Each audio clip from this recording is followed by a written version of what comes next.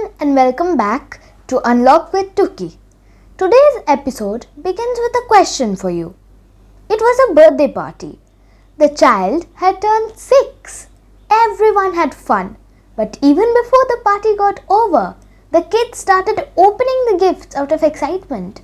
Toy robots, cricket bat, a cap, video games, a set of commando models, remote-controlled car, superhero toys, a toy aeroplane, a miniature helicopter, and a pair of blue snow boots. By now, I'm sure you have guessed the kid to be a boy, right?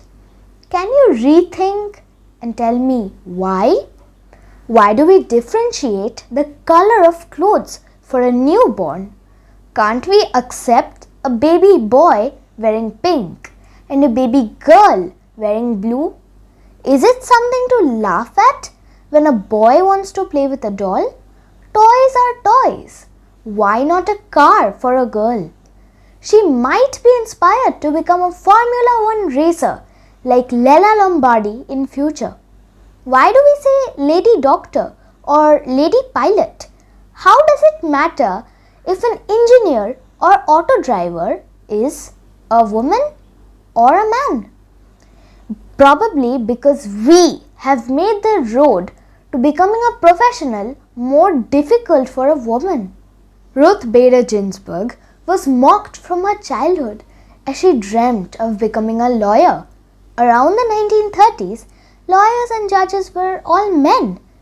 And yes, passing from Harvard's law school, she did become the Supreme Court Justice of the United States of America. When we don't bother at all if all the 9 justices in court are men, why should we raise our eyebrows if all of them are women?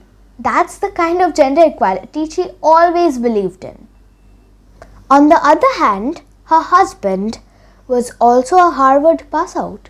He preferred to be a homemaker and took care of their daughter.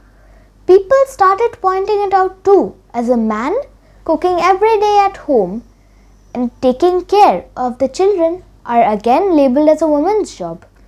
But he was proud of what he was doing and his talented wife. Euphrosyne Cruz was the first indigenous woman to be elected president of the state congress in Mexico. She proved her father wrong that women can only make tortillas and children. Frida Kahlo used her art to express taboo subjects like abortion and miscarriage surrounding women. Sally Ride was the first American woman in space. According to a fellow astronaut, although Sally was one of the 6 women in 1978 class, she preferred to be considered one of the 35 new astronauts and to be judged by merit, not gender. It was important to all the women that the bar be as high as it was for the men. Gopal Hari Deshmukh, also known as Lokhitvadi, advocated gender equality through his writings, which is also known as Shatapatri. He was an activist, thinker, social reformer who promoted liberation and education of women and advocated equality by fighting against social evils like dowry, child marriage, polygamy, and caste discrimination. Kiruba Munusamy, fighting for the rights of Dalit women. Julieta Martinez, a Chilean climate and gender equality activist. Malala Yousafzai, who stood up for the right to education for young girls. Samaira Mehta, who works towards closing the gender gap in STEM fields. There are many examples like them.